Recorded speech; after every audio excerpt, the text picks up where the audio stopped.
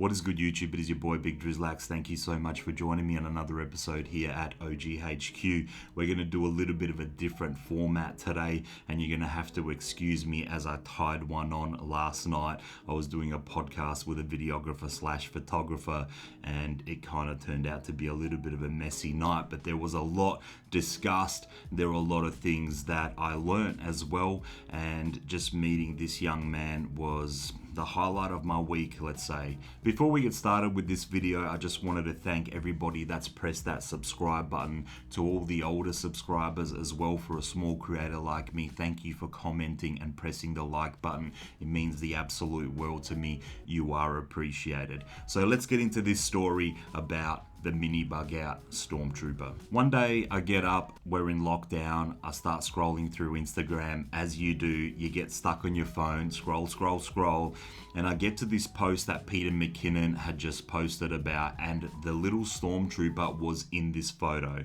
Now I start looking at this knife and I'm like, what the hell is a Benchmade? I'd never heard of Benchmade, I'd never heard of Spyderco, I'd actually never heard of a lot of these knife brands. So I start Googling this knife and I actually see that it's $260, which absolutely blows me away. I just didn't understand it. I didn't get it.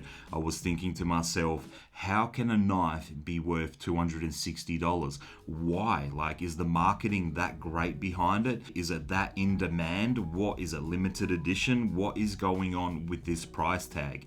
I start doing a little bit of research and I start understanding basically the lifetime warranty, the way that the steel is treated, and it's just a Benchmade. It speaks quality in volumes. I end up deciding to buy the knife because I'm just curious about it. I've always been into EDC, but I had like Opinels, I had Swiss Army knives, I had La Guillaume knives, things like that, but I'd never heard of some of these other American brands. I decided to get the Stormtrooper, and I'm just sitting by the letterbox like a giddy little schoolgirl just waiting for it to get delivered. Finally the knife comes, I enjoy the crap out of it, I start learning how to use it. It cuts me a couple of times. It actually cut the top of my thumb on my left hand, so I couldn't use my left hand to open it for about a month. I still have a tiny little bit of a scar on my thumb. I'll insert the photo to show you guys, but yeah, that was quite a serious cut. So one night in lockdown, I ended up selling my second camera, which was a Sony RX100 Mark VII. The next day I decided to go to the post office and do some shopping. I walk out to the letterbox and there's a package inside.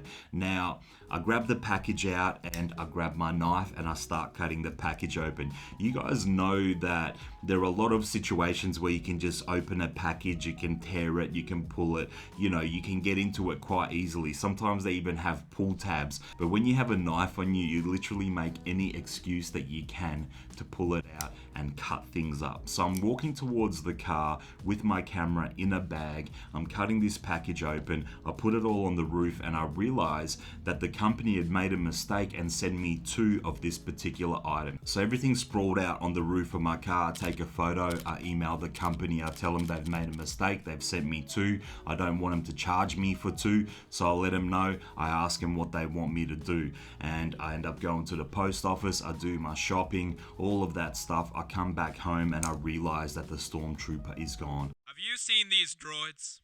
Excuse me, ma'am.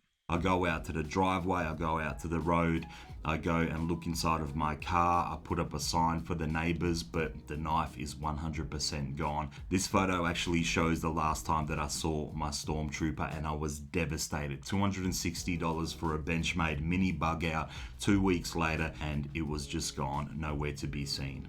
At that stage, I really enjoyed having a knife on me. I know it had only been 2 weeks, but I really got used to just having a knife in my pocket, and I didn't want to be without one. So I go onto a website, and I still in the back of my mind, I'm thinking maybe I could find the Stormtrooper. So I end up buying the orange mini bug out. A little bit later that night, it just wasn't sitting well with me, so I end up buying another Stormtrooper. I'm thinking to myself, what am I going to do with an orange knife? I don't have anything else that's orange. It's not going to match with anything, let me get another Stormtrooper. So this company that I bought the knives off of, they didn't have them in stock, and that's a completely different story. It's actually in my Civivi Elementum knife story, so if you guys want to go back to that episode and check that out there, I kind of fill in the blanks a little bit more on that one there. So this lady contacts me about the Cloudlifter, the second package that I'd received. She said she was going to put some money into my PayPal account and that I was going to have to send it back. I was actually quite annoyed with her, and I explained to her that I'd lost a $260 knife. She said that that wasn't her problem. She just wanted the package back. She was going to put some money in my PayPal. We left it there. I was fed up. Couple of days passes and there was no money in my PayPal, but there was another message in my email box. This time it was from a gentleman from that company who apologized about sending the second package, and he was asking me about what knife I had lost, which it was a little bit strange, right? So I ended up telling him it's a mini bug out. It was my first knife. It was $260. And he replies with an email asking me if I could sell the Cloudlifter to cover the cost of the mini bug out. Now, I was pretty surprised at that email, and I replied to him, of course, I could probably sell the Cloudlifter to cover the money for my knife. And he said to me, you know what, just keep the second one. We're going to write it off on this side. You can keep it, maybe try sell it and buy yourself another knife. So I'm actually thinking to myself, this is pretty amazing. This guy's telling me to keep this thing. They're not going to charge me for the second one. I end up posting it on Facebook Marketplace for $300, $140 under retail. A guy drives from the other side of the city. We're still in lockdown, 5k radius. So the guy rocks up. He's actually a really funny guy. I ask him about him not leaving his 5k radius. He tells me he doesn't care. I told him that the police are everywhere, to be careful.